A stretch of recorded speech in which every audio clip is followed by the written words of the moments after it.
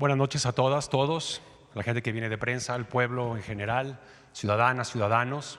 Es una gran oportunidad el estar frente a ustedes en una tarde como hoy.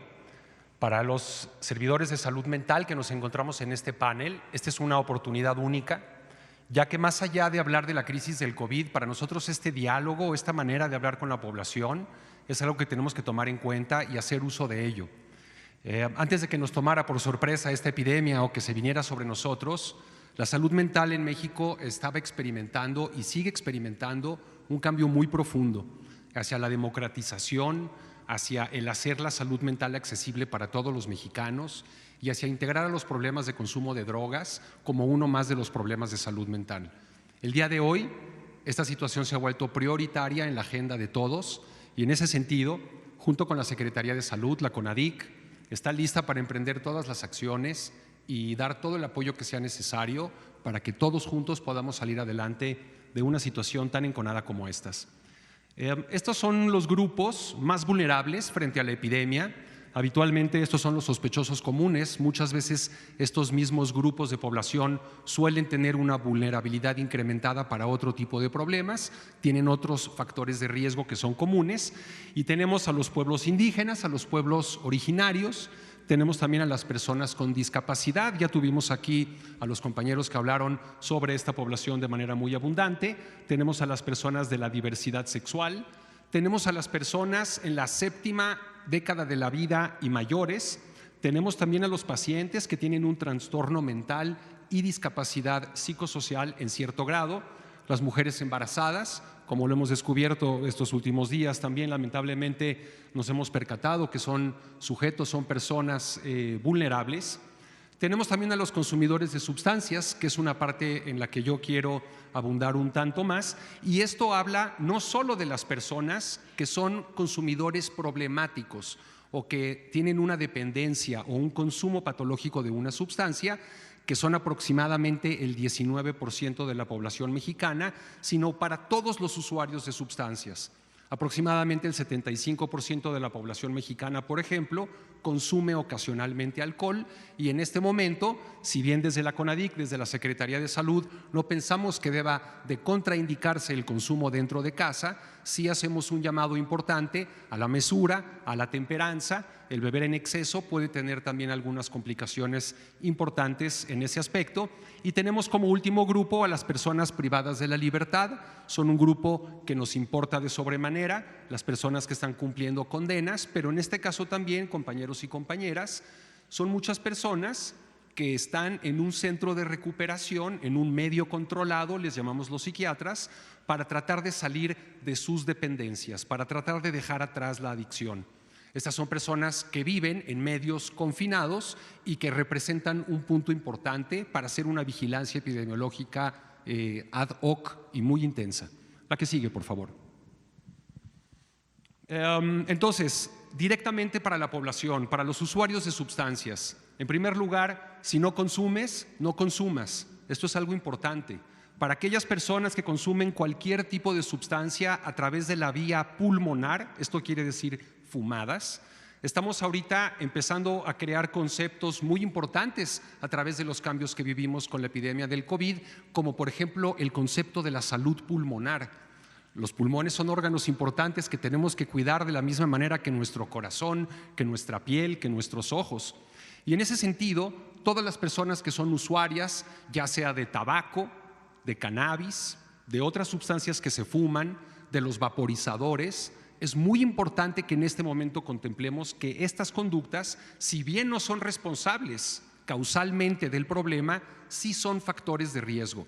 En este momento la epidemia sigue estando verde, hay mucho que tenemos que conocer con respecto a ella, pero por sentido común, por cómo se comportan otras pandemias y por la información que empieza a acumularse, estamos bastante seguros que este tipo de consumidores están incrementando su riesgo.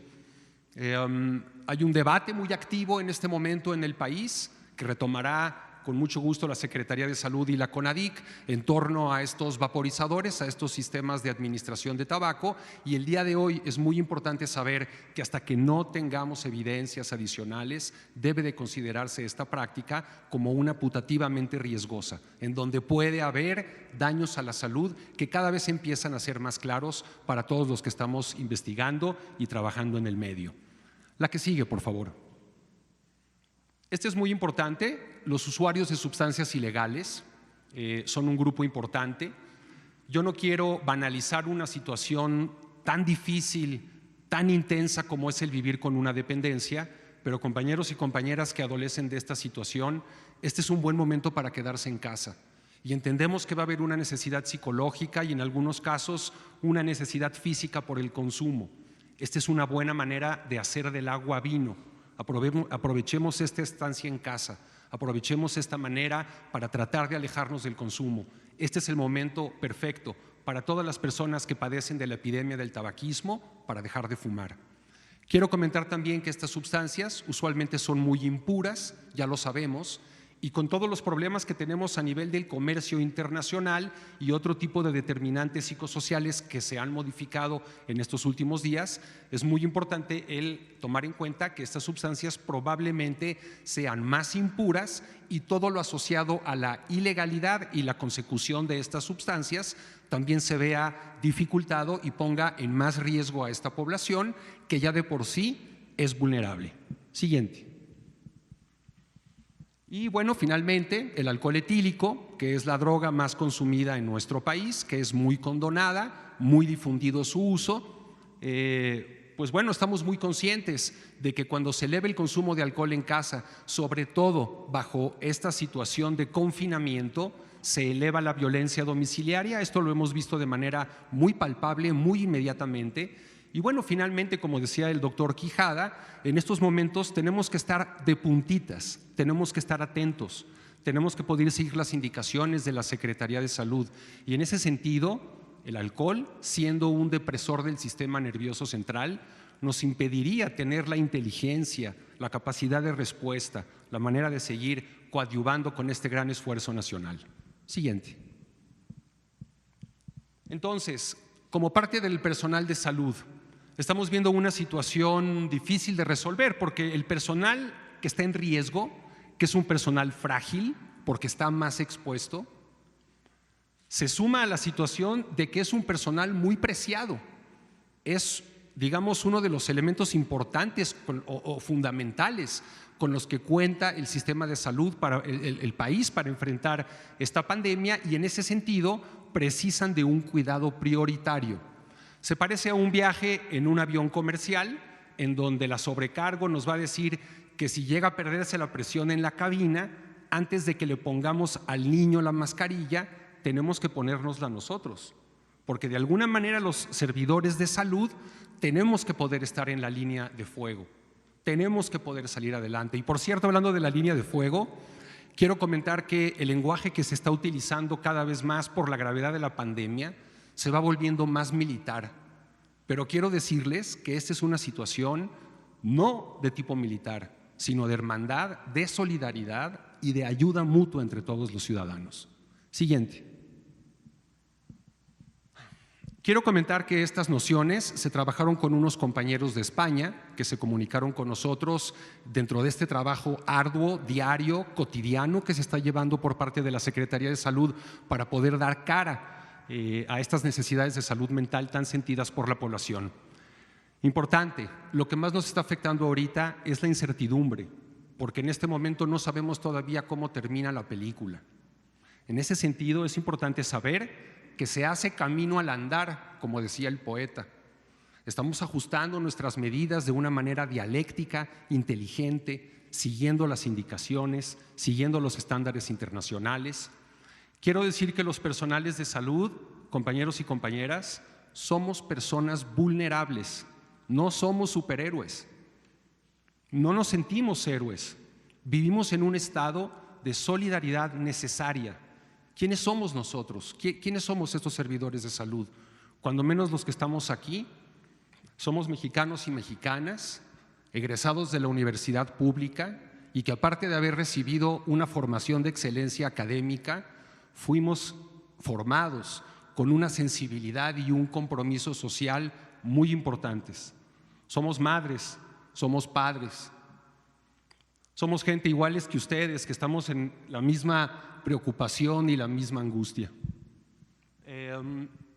Algunas respuestas pueden estar en nosotros. Sin embargo, es muy importante que sigamos la batuta del director de la orquesta. Una de las cosas que nos va a sacar adelante es el poder todos actuar de manera uniforme.